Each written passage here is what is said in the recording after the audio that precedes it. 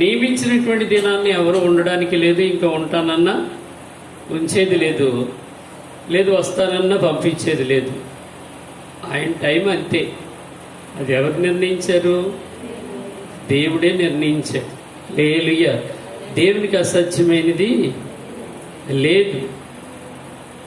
ప్రియులారా గమనించండి, ఇది ఏమైనా కానీ మానవుడు ఎలాంటి వాడంటే, ఒక మాట చెప్తాను,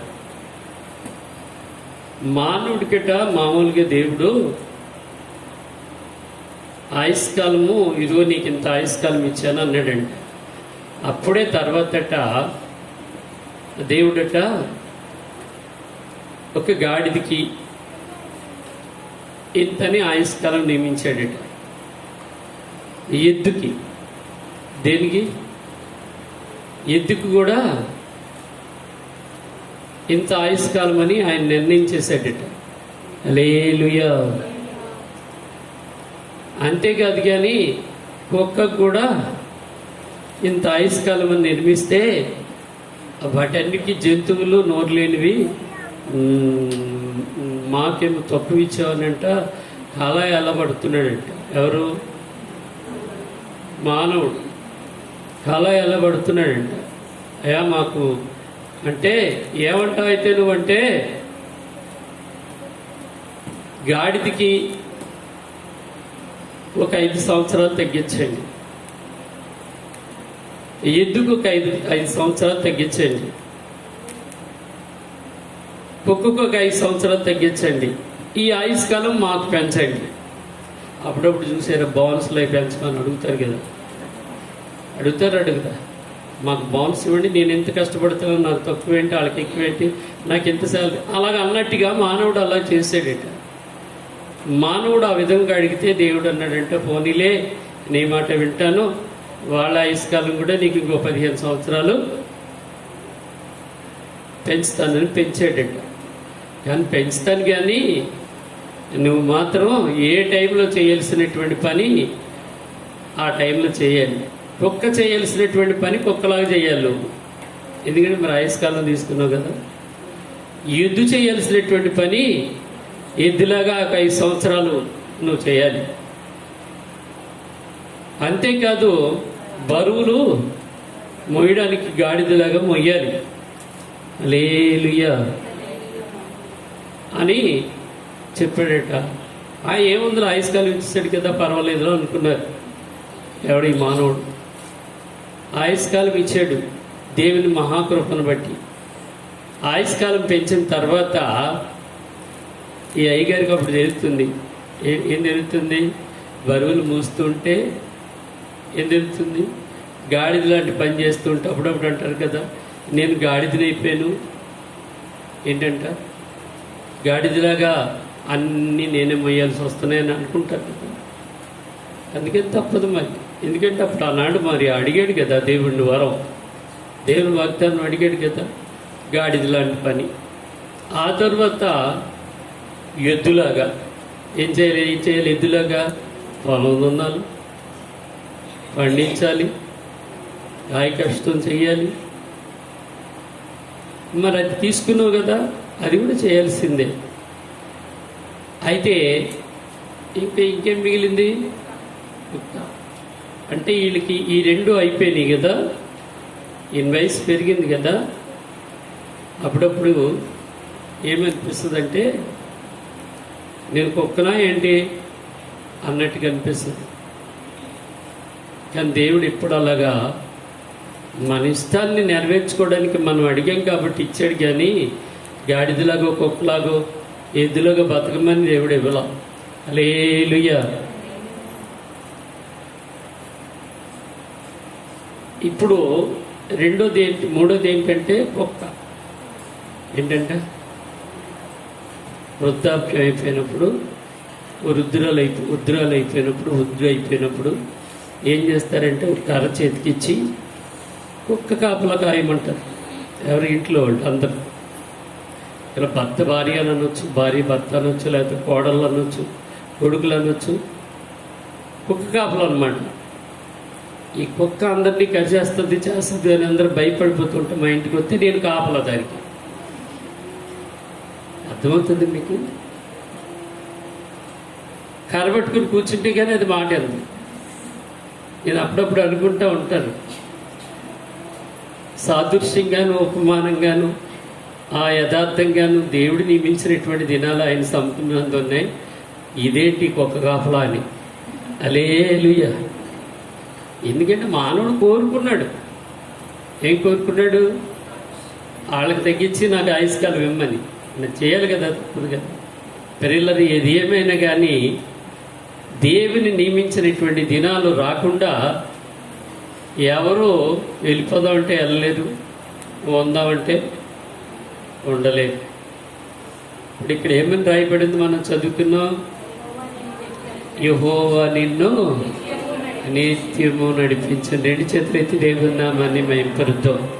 ఆ తర్వాత ఏమంటాడంటే కష్టపడినా, బాధపడినా, ఏ ఇబ్బంది పడినా, ఏది చేసినా కానీ ఏం చేస్తానంటున్నాడంటే నిన్ను తృప్తిపరుస్తాను. 2 చేతులు ఎత్తి దేవుని నామాన్ని మహింపరుద్దాం. ఏం పరుస్తారంట? నిన్ను తృప్తిపరుస్తాను. అంటే ఎప్పుడు తృప్తిపరుస్తాను?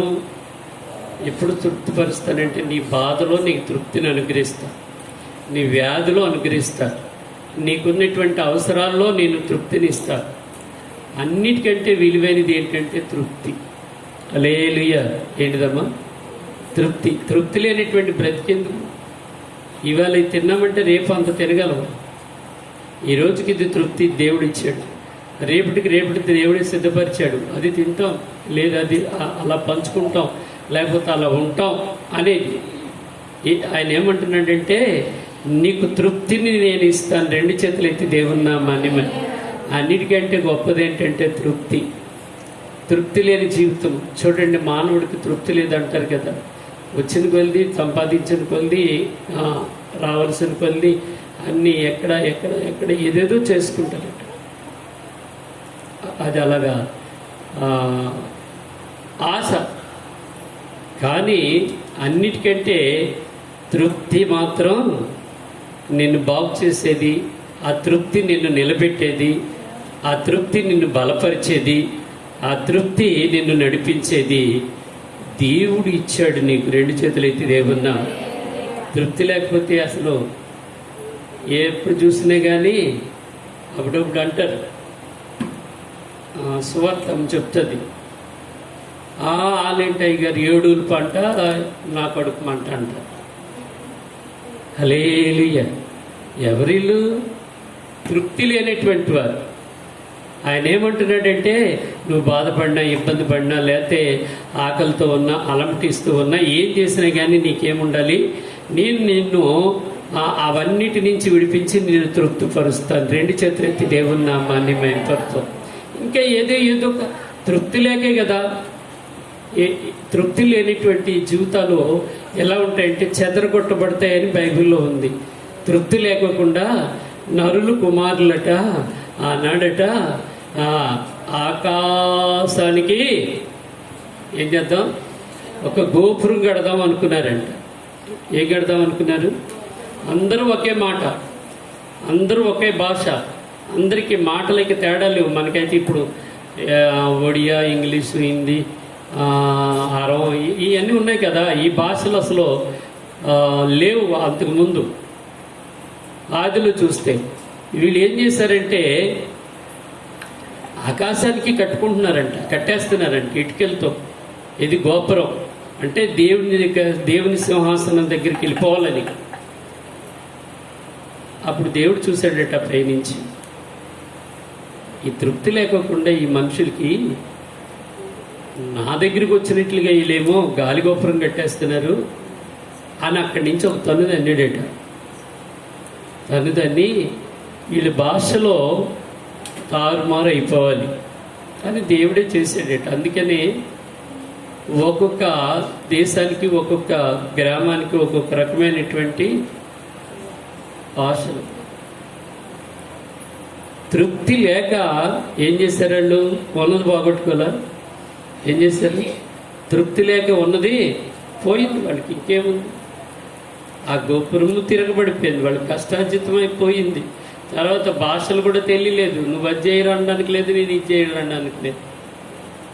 మాటలు మారిపోయి స్త్రీల తృప్తి కాలమున నీకు ఏ కాలము? క్షామకాలమున నిన్ను తృప్తిపరిచి రెండు చేతులెత్తి దేవుని నామాన్ని మేము స్త్రీల అన్నిటికంటే తృప్తి. ఇక మూడోది ఏంటంట? నీ ఎముకలకు బలము. రెండు చేతులెత్తి దేవుని నామాన్ని మేపరుద్దాం. హల్లెలూయా. ఏంటంట? బలం. ఒక్కొక్కసారి చూడండి, ఆ ఎముకలకి బలం తగ్గిపోతేనే బాత్రూంలో పడ్డారు, చేయిరిగిపోయింది. ఆ ఇంట్లో జారిపోయారు, కాలు ఇరిగిపోయింది. ఏం లేకపోతే ఇరిగిపోతాయి? బలం లేక, బలం తక్కువే. కానీ దేవుడు ఏమంటున్నాడంటే, నేను నియమించినటువంటి దినాల్లో మీరు బలంగా ఉండాలి అని నేను మీకు ఏం చేస్తానంటే మీ ఎముకలకు సత్తు ఇస్తా. రెండు చేతులు ఎత్తి ఏమన్నా బలం ఇస్తాను. ఎవరిస్తారే బలం? మనం ఎన్నో తాగుతూ ఉంటాం బలంగా ఉండాలని. ఈ మధ్య ఈ కరోనా కాలంలో ఇమ్యూనిటీ పవర్ పెరగాలని ఏవేవో తింటూ ఉంటాం. మనం తినుకోకుండా ఎవరైతే లేరు. తింటాం, కానీ మన ఎముకలు సత్తువుగా బలంగా ఉన్నాయనేది మనకు తెలుసు. మనకు నమ్మకం లేదు. ఎవరు ఇవ్వాలి అది? తినేది మనమని దేవుడు ఇవ్వాలి. వాగ్దానం చేసినటువంటి దేవుడు నమ్మదగినటువంటి వాడు. అయితే ఇప్పుడు ఎన్ని విషయాలు చెప్పాను మీకు? హల్లెలూయా.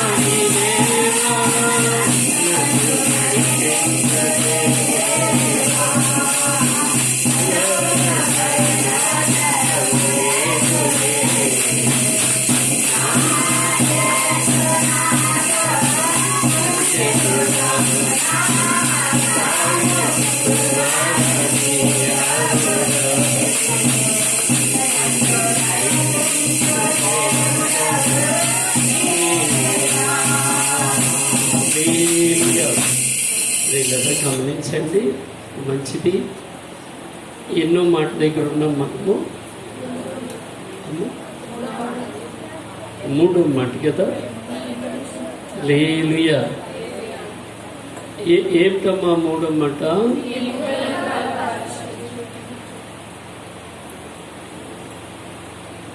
నీ ఎముకలను బలపరచును. ఆ తర్వాత మాట చూద్దాము.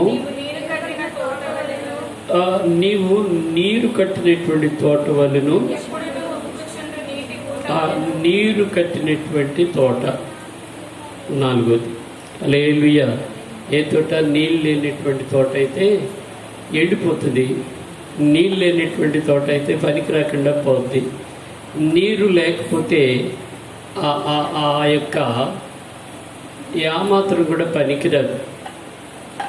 కానీ నీరు లేనటువంటి తోటకి పండ్లు రావు, నీరు లేనటువంటి తోటకి మాత్రం కూడా ఫలాలు ఉండవు, ఫలభరితమైనటువంటి అనుభవం ఉండదు. ఏది ఏమైనా కానీ దేవుని మహాకృపను బట్టి ఆయన ఏమంటున్నాడంటే, నీకు నీరు కట్టు తోటలాగా ఉంచుతాను. 2 చేతులు ఎత్తి దేవుని నామాన్ని మేపడతాం. ఏ తోట? ఏ తోట? కాపులేని తోటలాగా కాదు. అంజూరపు చెట్టు కాయలేదని పనికి మాలినటువంటి చెట్టు అని దేవుడు పేరు పెట్టినట్లుగా పనికి మాలినటువంటి చెట్టు కాదు. దేవుడు మనల్ని ఎలా ఉంచుతాడంట? నీరు కట్టినటువంటి తోట ఎలా ఉంటుందంటే పచ్చగా ఉంటుంది. అందుకే దావీదు అంటాడు కదా, నన్ను నీటి కాలువల ఎవరన నాటబడిన ఆకు వాడక తన కాలమందు ఫలమిచ్చే చెట్టులాగా ఉంచును. 2 చేతులు ఎత్తి దేవుని నామాన్ని మేపడతాం. ఏంటంట ఎంత గొప్ప మాట అండి. నీటి కాలువలు ఎవరన్నా నాటబడి ఆకు వడక తన కాలమందు ఫలమిచ్చి చెట్టులాగా ఉంచుతానన్నటువంటి ఆ దేవుడు నన్ను అలా ఉంచాడు అన్నటువంటి మాట ఇక్కడ చూసినట్లయితే, నీవు నీరు కొట్టు తోట వలె ఉంటావు. హల్లెలూయా. అంటే ఇప్పుడు ఇది మంచి ఫలములు ఫలిస్తుంది, ఆకు వాడిపోదు. ఏంటంటే ఫలములు లేనిటువంటి చెట్టులాగా ఉండదు. సంఘం అనేటువంటి అనుభవంలో దేవుడిచ్చినటువంటి వాగ్దానము నీరు కట్టినటువంటి తోటలాగా. హల్లెలూయా. నీరు లేనిటువంటి ఎండిపోయినటువంటి తోటలాగా కాదు. అయితే ఒకసారి ఒకరు ఏం చేశారంటే, పొలంలో బావేసుకోవాలి, బోరు తవ్వుకోవాలని తవ్వారట. తవ్వి వాళ్ళంట 1116 కొబ్బరికాయలు కొడతామని మొక్కుకున్నారంట. దేనికి? బోరు నీరు పడ్డానికి మొక్కుకొని ఈ 1000 మీద 116 అంటే 1116 అన్నమాట. అయితే ఆ 1116 కొబ్బరికాయలు కొనుక్కొని తెచ్చుకొని కొట్టారు. అందులో కొన్ని కులిపోయినాయి, అందులో కొన్ని మంచిగా ఉన్నాయి. కొట్టారు. తర్వాత బోరు వేసారట. ఒక చుక్క కూడా నీళ్ళు రాలేదట. ఒక చుక్క కూడా నీళ్ళు రావట్లా. చూడండి, నీరు లేక ఎండిపోయినటువంటి చెట్లు చాలా కనబడుతుంటాయి, ఎండిపోయినటువంటి పంట చాలా కనబడుతూ ఉంటుంది. నీరు వచ్చి వరదలు పడి కూడా పోతూ ఉంటుంది. ఇప్పుడు నీరు వస్తుంది, నీరు లేకపోయినా కూడా ఇబ్బందే, నీరు ఉన్నా కూడా ఇబ్బందే. అవునా కదా? ఇప్పుడు ఆ విధమైనటువంటి అనుభవం కాక ఇక్కడ దేవుడు ఏం చెప్తున్నాడంటే, నిన్ను నీరు కట్టినటువంటి తోటలాగా ఉంచుతానని. హల్లెలూయా. అయితే ఈ బోర్ వేసాడు కదా, కొంచెం కూడా నీళ్ళు రాలేదంట. చాలా డబ్బులు ఖర్చు పెట్టారట. అందరికంటే ఆ పొలంలో ఉన్నటువంటి వారందరికంటే చాలా లోతుగా తవ్వారట, కానీ ఒక చుక్క నీళ్ళు కూడా రాలేదు. ఆ పక్కింటి వాళ్ళు గట్ట ఉంటారు కదా, వాళ్ళు వచ్చారట. వాళ్ళు వచ్చి ఏమన్నారంటే, ఏది ఏమైనా కానీ ఎందుకు ఆ బాధపడటం, 1116 అన్నారు, 16 కొబ్బరికాయలు అన్నావు కదా, ఈసారి 10,116 కొబ్బరికాయలు కొట్టుకోండి, అప్పుడు నీళ్ళు వస్తాయి అన్నారట. విందాం. ఏమొస్తాయంటే నీళ్ళు వస్తాయి అన్నారట. అంటే వాళ్ళు ఏం చేశారంటే పాపం అప్పులు చేసి వాటికి వీటికన్నిటికీ ఖర్చులు పెట్టి తలకు మించిపోయినటువంటి అప్పు అయిపోయిందంట. అవన్నీ కొట్టారు, కానీ నీళ్ళు మాత్రం పడ్డాయట. నీళ్ళు పడితే తాగిన వాళ్ళకి తాగినంత అంటారు, చూసారా మీరు? ఎప్పుడైనా అనుకుంటూ ఉంటుంది కదా, ఎవరు తాగిన వాళ్ళకి తాగినంత. దానికి మీకు అర్థమైపోయి ఉండాలి. నీళ్ళు పడ్డాయి కదా, వీళ్ళు సలహా ఇచ్చారు కదా, ఆ ఊరోళ్ళందరూ ఇక తాగిన వాళ్ళకి బ్రాందీలు, తాగిన వాళ్ళకి బ్రాందీ, సారా తాగిన వాళ్ళకి సారా, అన్నీ ఒప్పించాడట. ఇంకా ఇక నీళ్ళు పడ్డాయి, నా పొలం పంటకు వచ్చేస్తుంది, ఇక పర్వాలేదు అనుకున్నాడట. అనుకుని మొత్తం అప్పులతో తీరిపోతాయని అనుకున్నాడంట. అందరూ ఆ బావి చుట్టూరు గెంతారంట, ఎవరికి నచ్చినట్టుగా వాళ్ళకి, ఆనందంతో సంతోషంతో నీళ్ళు పడ్డాయని. సరే అయిపోయింది, ఇక పర్వాలేదు, రేపటి నుంచి వ్యవసాయం మొదలు పెడతాము, మోటార్ పెట్టుకుందాము అనుకుని ఉంటారు. అనుకునే టయానికి ఏమైందంటే, రెండో రోజు వెళ్తే కొంచెం సగం వరకే ఉన్నాయంట. మూడో రోజు వెళ్ళేసరికి ఒక్క చుక్క కూడా లేవు. ఏం లేదు, బావిలో నీళ్ళు లేవు. ఎందుకంటే దేవుడిచ్చినటువంటి ఆశీర్వాదం అంటే అది ఐశ్వర్యానికి నడిపిస్తుంది. కానీ దేవుడు ఇచ్చింది కాకుండా మనమేదో దానికి మొక్కుకొని లేదు ఏదో చేసి ఖర్చు పెడితే మాత్రం కనబడినట్టే కనబడుతుంది, తర్వాత ఆ ఆశీర్వాదం మాయమైపోతుంది. అలాగ అప్పుల పాలైపోయాడట. అందరూ అడుగుతారంట, ఇంటికి వెళ్ళి ఉరి పూసుకొని తెచ్చాడట వ్యవసాయం చేసిన వాడు. ఫ్రెండ్లారా గమనించండి, దేవుని యొక్క ఏర్పాటులో దేవుడు ఏమంటున్నాడంటే, నిన్ను నీరు కట్టినటువంటి తోటలాగా ఉంచుతానన్నాడు. ఇలాంటి వాగ్దానం ఎవరిస్తారండి? ఆ ఊరోళ్ళు ఇచ్చారు. ఎందుకంటే 10,116 కాయలు పట్టమని పక్కనున్నోళ్ళు ఇచ్చి ఉండొచ్చు, అందరూ తాగొచ్చు, అందరూ తినొచ్చు, అన్నీ చేసుకున్నారు. కానీ వాగ్దానం మాత్రం నిలబడదు. మన ప్రభు అయినటువంటి యేసు ఇచ్చినటువంటి వాగ్దానము ఎన్నటెన్నటికీ నిరర్ధకము కాదు, తరగని గని లాంటిది. ఆయన నిజమైనటువంటి దేవుడు, ఆయనకు అసత్యమైనది ఏమీ లేదు, సమస్తము సాధ్యమే. 5వ మాట చెప్పి నేను ముగిస్తాను, చాలా జాగ్రత్తగా విందో. 5వ మాట కూడా ఏమని రాయబడి ఉంది? నిత్యము ఉబుకుచుండు నీటి ఓటు వలె ఉంటుంది. 2 చేతులెత్తి హల్లెలూయా. అంటే ఈ నిత్యము ఉబుకునేటువంటి ఓట ఎన్నటెన్నటికి తరిగిపోదు, ఎన్నటెన్నటికి కూడా ఏమి కాదు. ఎందుకంటే అది దేవుడి ఏర్పాటు అయి ఉంది. సార్ అలాగే కోపం వచ్చిందంటే దేవుడికి, ఇజ్రాయెల్ ప్రజలు వీళ్ళకి బాగా ఏమైందంటే బాగా వీళ్ళకి పొగరు పట్టింది. 5 నిమిషాలు ఏదో అన్నిల్లాగా అద్దరికి వెళ్ళగానే తానంటే తందానన్నట్టుగా సంబరాలు చేసుకున్నారు, ఇష్టానుసారంగా తిన్నారు, తిరిగారు. కానీ వీళ్ళకి ఏ నీరు కూడా పనికి రాకుండా చేసేద్దామని దేవుడు అనుకున్నాడంట.